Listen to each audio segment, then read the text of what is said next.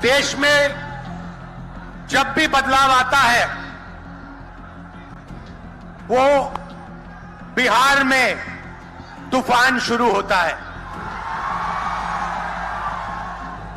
यहां से तूफान बाकी प्रदेशों में जाता है। ये बिहार जो है देश की राजनीति का नर्व सेंटर है, यहां से ही शुरुआत होती है। आज देश में विचारधारा की लड़ाई है। एक तरफ नफरत, हिंसा, अहंकार और दूसरी तरफ मोहब्बत, भाईचारा और एक दूसरे की इज्जत। जैसे मैंने यात्रा में कहा, अगर आप गठबंधन को समझना चाहते हो, एक लाइन में समझा जा सकता है, नफरत के बाजार में मोहब्बत की दुकान खोलते हैं हम।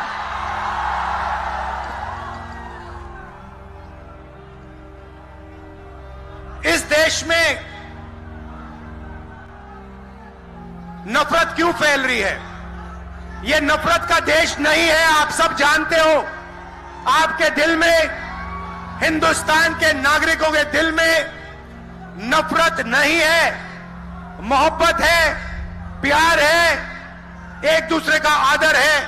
तो सवाल उठता है कि इस देश में नफरत क्यों फैल रही है? भाई और बहनों, नफरत का सबसे बड़ा कारण देश में अन्याय है। अन्याय, युवाओं के खिलाफ अन्याय, आप सबके खिलाफ अन्याय, किसानों के खिलाफ अन्याय, सामाजिक अन्याय, आर्थिक अन्याय। प्रधानमंत्री जी 2-3 बड़े अरबपतियों के लिए काम करते हैं, 2-3 लोगों के लिए काम करते हैं। उनका 16 लाख करोड़ रुपया प्रधानमंत्री ने पिछले 10 सालों में माफ किया है। मैं आपसे पूछना चाहता हूं, उन्होंने हिंदुस्तान के किसान का कितना कर्जा माफ किया? हिंदुस्तान के मजदूरों का कितना कर्जा माफ किया? इसीलिए देश में नफरत फैल रही है। 40 साल से सबसे ज्यादा बेरोजगारी आज हिंदुस्तान में है। क्यों? क्योंकि बीजेपी ने छोटे व्यापारियों को, किसानों को, स्मॉल और मीडियम वाले बिजनेसेस को नष्ट कर दिया है। एक तरफ नोटबंदी की, दूसरी तरफ जीएसटी लागू की। नतीजा यह हुआ, जो लोग इस देश को रोजगार देते हैं, छोटे बिजनेस वाले, स्मॉल और मीडियम बिजनेस वाले, उन सब का काम बंद हो गया। जहां भी देखो बड़े बड़े उद्योगपतियों की मोनोपोली बन रही है। एक उद्योगपति के हाथ में हिंदुस्तान के सारे पोर्ट, एयरपोर्ट, इंफ्रास्ट्रक्चर, डिफेंस की इंडस्ट्री, सारी की सारी नरेंद्र मोदी जी ने एक उद्योगपति को पकड़ा दी।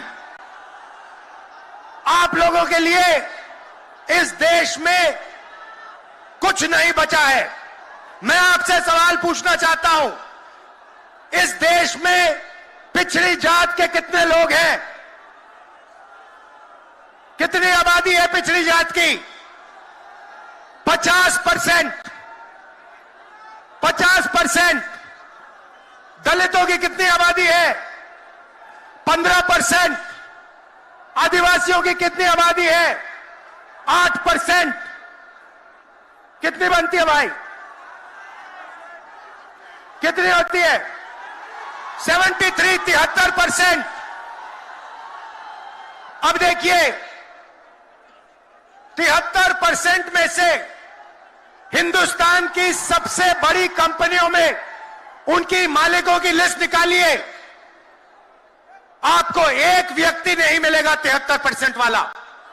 उसके बाद मीडिया के मालिकों की लिस्ट निकालिए, बड़े बड़े इनके जो पत्रकार हैं उनकी लिस्ट निकालिए, आपको 73% में से एक नहीं मिलने वाला है। उसके बाद प्राइवेट अस्पतालों के मालिकों की लिस्ट निकालिए, स्कूल और कॉलेज जो चलाते हैं, private school, private college, private university, उनकी लिस्ट निकालिए, उधर आपको 73% का कोई नहीं मिलेगा। उसके बाद जो हिंदुस्तान को 90 ब्यूरोक्रेट चलाते हैं आईएएस वाले, उनकी लिस्ट निकालिए, उधर आपको 3 पिछड़े वर्ग के लोग मिलेंगे, 3 दलित मिलेंगे और 1 आदिवासी मिलेगा।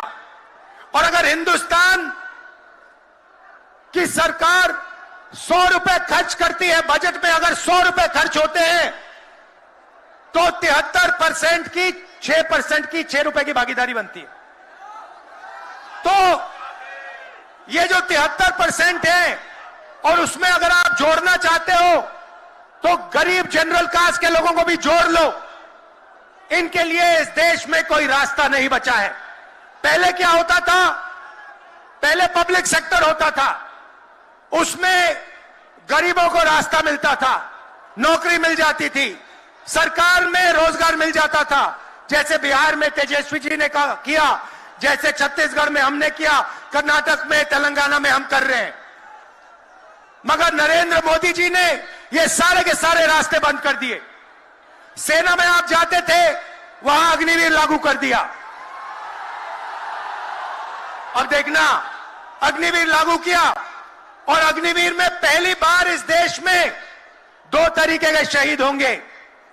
एक शहीद होगा, उसको शहीद का दर्जा मिलेगा, उसे पेंशन मिलेगी, उसे कैंटीन मिलेगी और उसे गांव में, शहर में आदर मिलेगा। दूसरा शहीद होगा, अग्निवीर होगा, वो शहीद होगा, उसे शहीद का दर्जा नहीं मिलेगा, उसको पेंशन नहीं मिलेगी, उसको कैंटीन नहीं मिलेगी और उसको ट्रेनिंग भी सही नहीं मिलेगी। एक तरफ चाइना के सैनिक, पाकिस्तान के सैनिक सालों की ट्रेनिंग लेते हैं और हमारे युवाओं को नरेंद्र मोदी 6 महीने की ट्रेनिंग देने के बाद उनके सामने खड़े करने की कोशिश कर रहा है। नतीजा आप जानते हो। मैं ज्यादा नहीं बोलना चाहता हूं क्योंकि लालू जी को बोलना है। ये देखो, लालू जी को बोलना है, मगर मैं सिर्फ ये कहना चाहता हूं, बीजेपी के लोगों को गलतफहमी में नहीं होना चाहिए। हम लोग बीजेपी से, आरएसएस से नहीं डरते। हमें कोई फर्क नहीं पड़ता। हम देश के लिए लड़ते हैं, हम देश के लिए मरने के लिए तैयार हैं और हम बीजेपी को, आरएसएस को यहां से हटा के इंडिया की सरकार बनाकर दिखाएंगे। आप सबका दिल से बहुत बहुत धन्यवाद। नमस्कार, जय हिंद।